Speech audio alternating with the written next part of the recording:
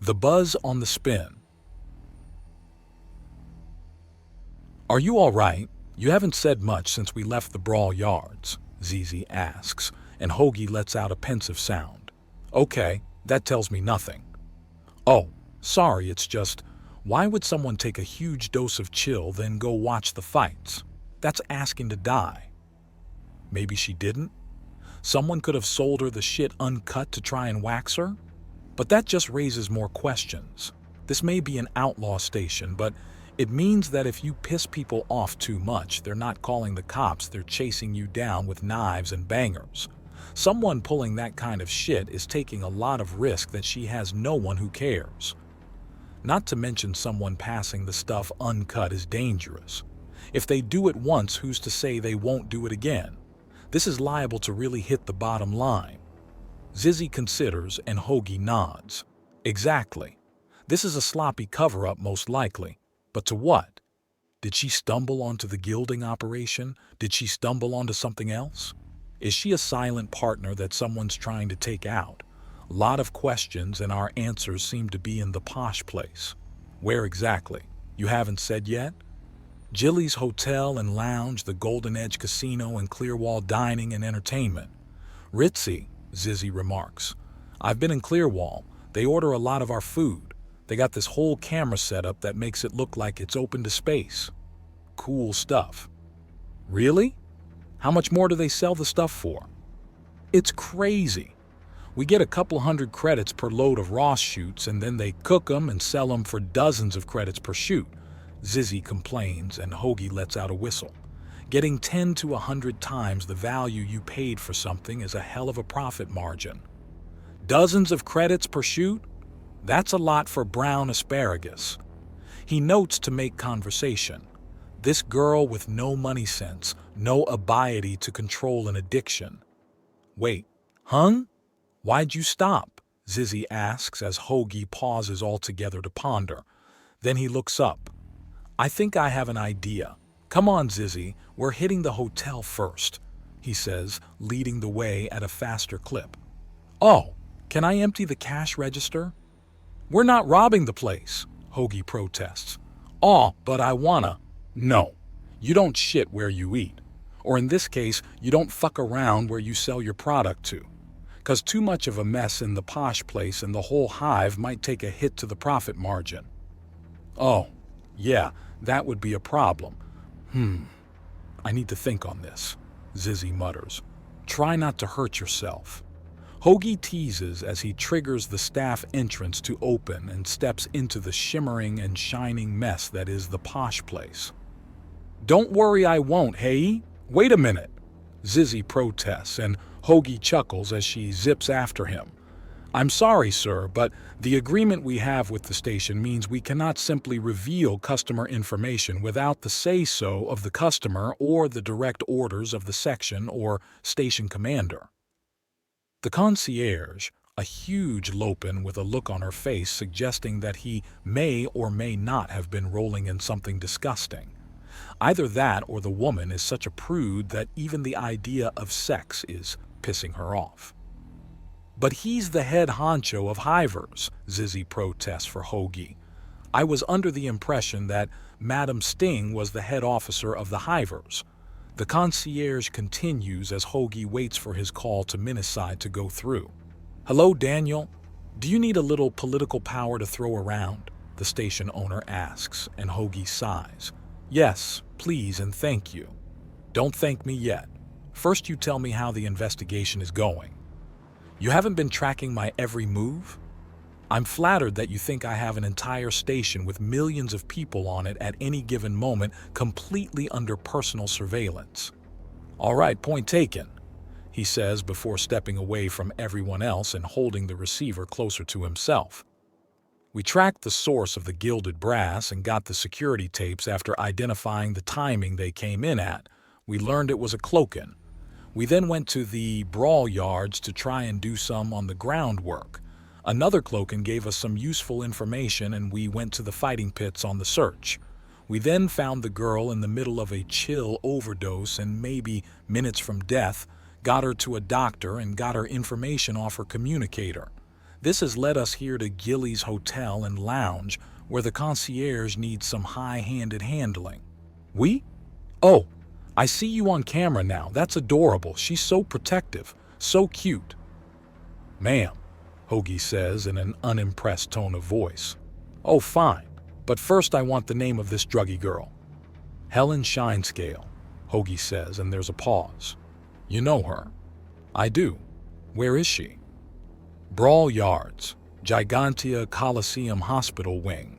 I've got a tab started to treat her under the care of the doctor there. Oh, she's got Dr. Fang on the case? Good, that girl's a bitch, but she'll keep you alive if it's even mildly possible. That's the impression I got. Also that it's a good thing she wasn't armed or I'd be dodging plasma. It's the scalpels you need to watch out for. She's one of the best trauma surgeons on the station, if not the best, Minasai says with a fond tone. She's a hell of a woman. Not many have the tits to try and put me in my place, but damn if that Kobe doesn't do her level best. Ha, so who's Helen Shinescale? Why is she so important? You'll figure it out soon enough if you're on the case. My telling you won't actually speed anything up and let you learn a little. You do realize that I'm not a child in need of schooling, right? Hoagie asks with a pinched expression on his face. Aren't you? There's so much more to learn. Minasai teases before hanging up. Bitch, Hoagie grunts out as he pockets the communicator. Thankfully, Minasai is apparently on task as the concierge's desk lights up and she presses a button. Gilly's Hotel and Lounge. This is Station Master Minasai. Cooperate with Daniel Eastman, he is working directly for me. Minasai orders the woman, who goes pale through her fur. The call disconnects and the desk goes dark again as the woman stares right at Hoagie. Who were you looking for? Helen Shinescale. Also your mini bars. I want the mini bars, Zizzy shouts gleefully. Zizzy, no looting. Hoagie snaps out and the Charbie lets out a little sigh of disappointment. Fine, fine. Perhaps it would be best if I escorted you? The concierge offers and Hoagie nods. Very well then, follow me, please.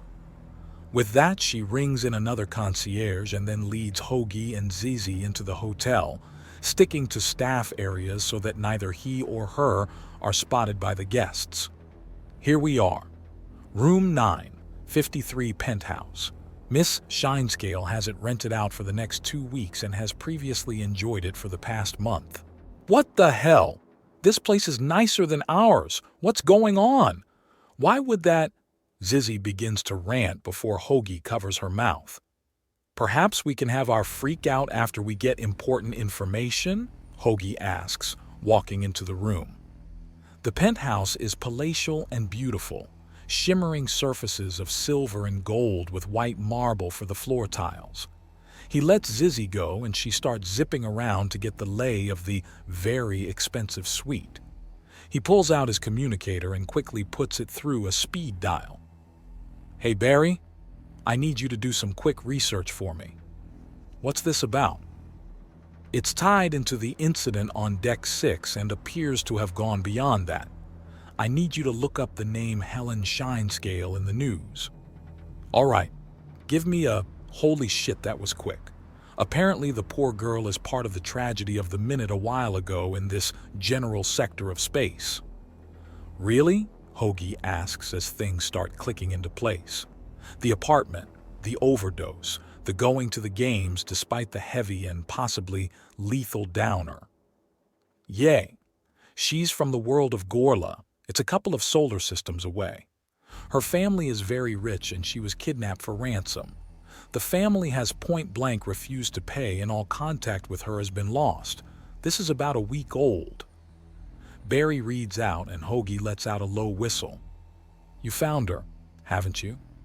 She was apparently held hostage here in a luxury suite and is currently shaking hands with the Reaper in a Brawl Yards hospital room. Hoagie says, and there's silence. Oh, Jesus. This makes a lot of sense, Barry says, especially with the no returns or refunds policy on the station. If they thought things would take longer, they would have thrown her to the curb after the solid no, and she would have done some dumb things to try and get back on her feet. Yeah, so we've got a nearly dead heiress that stumbled onto a gilding operation and thought she found a windfall before taking some chill to calm down and getting the dose all wrong, then fucking it up. Sounds like it. Want to call it in? Barry asks, and Hoagie lets out a contemplative hum. No, I'm going to keep digging until I can put a bow on everything all nice and neat, get everyone's names and get a timeline. And the girl? Barry asks. Rehab and a bus ride home is my current plan, Hoagie remarks, and there's a cluck of the tongue from Barry as he thinks. She's a cloakin', so she'll need a different kind of disguise to fade away long enough to get to safety.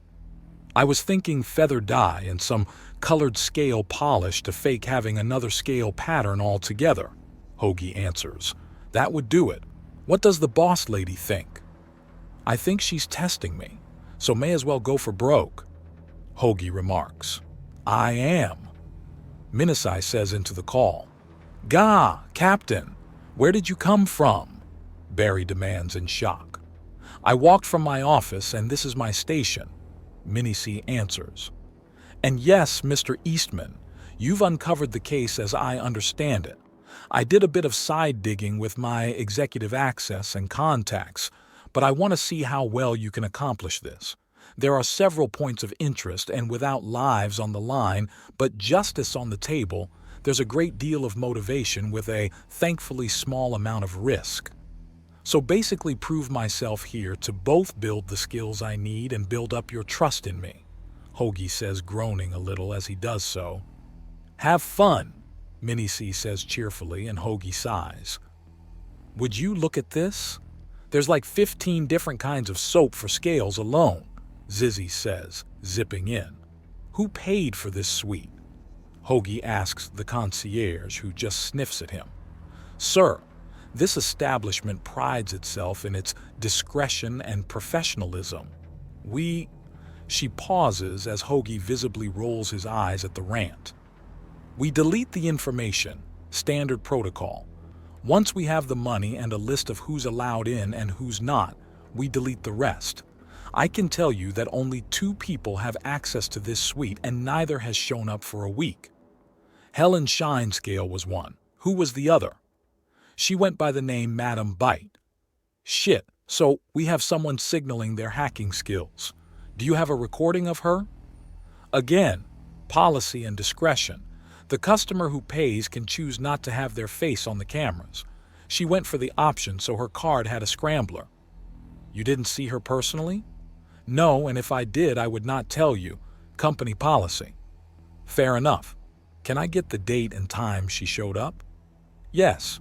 Give me a minute and I'll have the date for you, she says, and Hoagie grins. Sure, the hotel may not have the information, but the buildings across the road, the station's own cameras and people known to be in the area will all have something for him. Time to see how far Miss Bite thinks is a safe refuge from her bad behavior. Also, the restaurant and casino would be worth investigating too. Clearly the girl was kept on a fairly comfy leash if she was in those places too, no doubt to stop her from trying to run, but they will likely have something for him to go on. Come on, Zizzy, we have some more information to scrounge up. Thank you for your time, miss, and have a good day. It is a pleasure to serve, and whoa! The concierge begins before letting out a yelp as Zizzy's ablator comes up.